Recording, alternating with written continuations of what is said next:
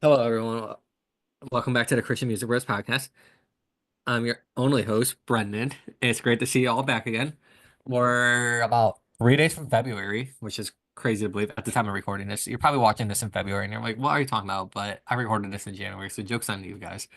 But my birthday's this month, so you might see new episodes come in, you might not. I might take the month just to post all the old episodes that I've recorded 2 months ago. And I'm really bad at posting, even though we post every week. I have like 8 episodes I still haven't posted. But on the bright side of that, I have 8 more new episodes to record. I'm excited for you guys to see some of them. I have Jeremy Rosardo coming up, Jamie McDonald's coming up, John Wesley Honecker, who is with Free City Worship, is coming up. I'm excited for you guys to see what's next. I do have a special artist that I've been working with who's been on mainstream radios. He's been on Winter Jam, and I can't really go into details. I got an answer from the management team. They said they'll let me know if he's available. So I can't really say the name because I don't want to say yes, that's happening, but it's something you might want to look into. And thanks again for tuning into this podcast. It's been a great journey so far.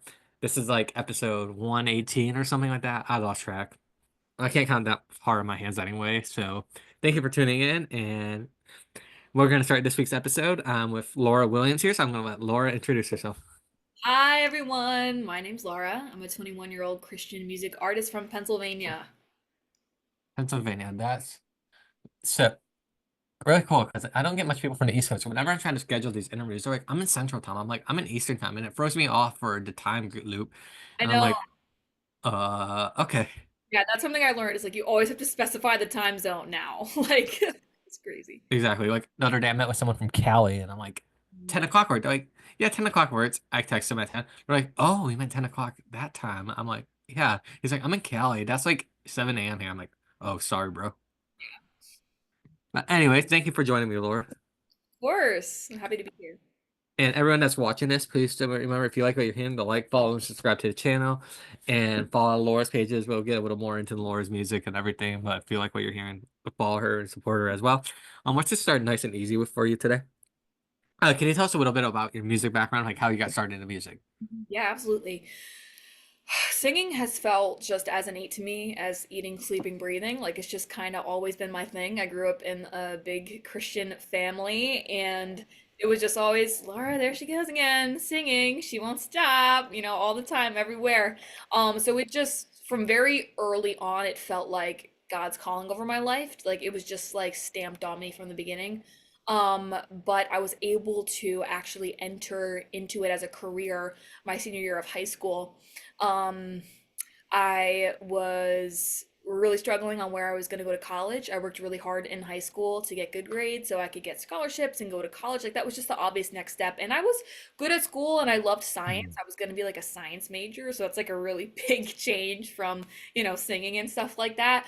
But I mean, throughout all of my years it was just like singing, being a music artist, writing, like it was just like rooted in me. And I remember doing a lot of praying my senior year, like, God, like how, like I remember one time I said, God, how is this not your plan for my life? Like here I am applying to all these colleges, I'm gonna commit and go off and do these things. Like it's gonna take a miracle to be a singer.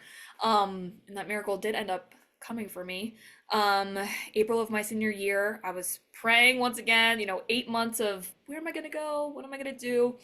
And I was just prayer journaling and I prayed, God, just put my music career in your hands, whether it's what I want or not. I hadn't really prayed about it in a while. I just thought there was no chance. But God is so good. And that night, um, I got sort of reached out to by this agency and they were like, we want to take you under our wing and we want to guide you, and we want to help you into this industry full time. um, we've worked with these artists, et cetera, et cetera. And it was just the real deal. And I knew it was God's plan for me because the timing was just crazy. And they were like, you could do any genre you want, but we do see you as a Christian artist. And I was like, okay, God, like I see what you're doing. But at the time, my heart was really set on pop music. I loved writing pop, singing pop. I'm very much like a lyrical, poetic writer. Like I Mhm. writing music like that, like Gracie Abrams, Olivia Rodrigo type of vibe. Um, and so I knew this was a big decision, choosing this genre. So the summer after high school, I took the time to really pray and reflect on the decision, and I deferred from college right away. I am the most indecisive person in the world, but I knew that this was God's plan and path for me.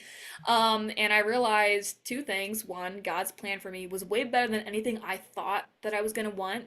And two, no matter what I wanted to do in my life, I wanted to show people who Jesus is. And that's really the line that inspired, like that exact line inspired my debut single, Who Jesus Is. Um, which it was just crazy. It was my first write ever in Nashville post The Voice. After The Voice, I was on The Voice season 24, and I went to Nashville for the first time after that, and I got to write this incredible song with AJ Pruis and Paul Duncan, and it was just crazy. But yeah, so then that happened, and um, now we're graduated high school, committed to this full time, singing 3 hours a day, 6 days a week, posting on social media consistently, and trying to build my artistry and my brand. Then The Voice found me, which was incredible, and that was like all of 2023. The Voice, just so incredible, and such a God-filled experience too. And that really helped start my career. And then after The Voice, I picked up guitar and I was like, well, I gotta learn this so I can go out and gig and perform anywhere and everywhere. And that's what I did, and released Who Jesus Is, my first song. Just released my second song, Hurts Right Now. So yeah, it's just been a really incredible journey. It's been ups and downs, but like just staying on this path as long as the Lord has me on it. So yeah. And it's really cool. Being on The Voice and everything, and you're releasing music on your own. Like you said, you have two singles now. Do you have any fun stories about any of those singles? Ah, well, um, who Jesus is really like a testimony of kind of my life and how I got here. And there is a funny story about who Jesus is actually. It was I had never been in a co-write before ever. I had never been to Nashville. It was my very first day. It was the very first song that we wrote and that I ever wrote in a co-write. And that doesn't happen. Like you don't really usually release the very first song you ever write in a co-write. But it was the same day. So we wrote Who Jesus Is the same day that my blind audition aired on The Voice. I was in Nashville, and my best friend, who her name's Lizzie, she actually brought me back to the faith. I fell away for a while, and she was like the main person who brought me back. She's in Nashville right now. So crazy, like God's crazy things. Now I'm in Nashville. My best friend brought me back to the faith. I'm going to write a Christian song and do that with my life. And my blind audition is not only airing that night, but they leak it early. So we're on the way to the right, and I'm like scrolling on TikTok. I open TikTok and I see myself. Like in my blind audition, I'm like, what? Wait, what is happening? She's sitting next to me. I'm like, Lizzie, they posted my blind audition early. Like they only choose one to post early, like early Mhm. for each blind audition episode, and I was like, oh my gosh, I can't believe I choose mine. And like it definitely gave me a confidence boost going into the right, like, hey guys, like look at this, they just posted my blind audition. And it was really special too because she was the first person to hear Who Jesus Is with me, and she was the one who brought me back to Christ, and it was just such a cool like full circle moment. um, and Hurts Right Now is definitely on the more sad side. But that was on my last day of rights in that same week. And we wrote it with Jonathan Gamble and Benji Cowart, and man, was I remember Benji said, like, let's write songs that are so good that they have to be played on radio. Because there's kind of like the stigma, like you want to be able to play it on radio and all these things. And I was kind of in my head about that. And he was like, let's write a song so good that it has to be played on radio. And I was like, wow, like that, I love that mindset. Just like pouring your heart out into the music and letting God kind of lead you. And that song was sort of written about a time in my life where I knew Jesus, I knew he had a plan, I knew I wanted to follow that plan, but at the same time, I was so heartbroken, so hopeless, had no strength. So it's just like this duality, this paradox of like, hey God, I trust you, but like I can't. I'm out for the count right now. And that was actually 3 weeks before I left for The Voice. I got broken up with, and that song was really kind of inspired by that time of like, oh my goodness, God, like I thought we were gonna get married, like I am so heartbroken right now, but I'm gonna keep walking blindly with you. And that's kind of how Hurts Right Now was put out into the world. And it reflects every single hardship that I feel like I've ever Mhm. experienced. Like that duality of trusting Jesus, but also being in deep pain and just being honest with him and crying out to him and not holding back, because he can handle it. So yeah. Flash forward or now in 2025. By the time this episode releases, it'll be February 2025 probably. Because, like I said, I'm really late at posting episodes. Sorry, audience. You still get an episode a week.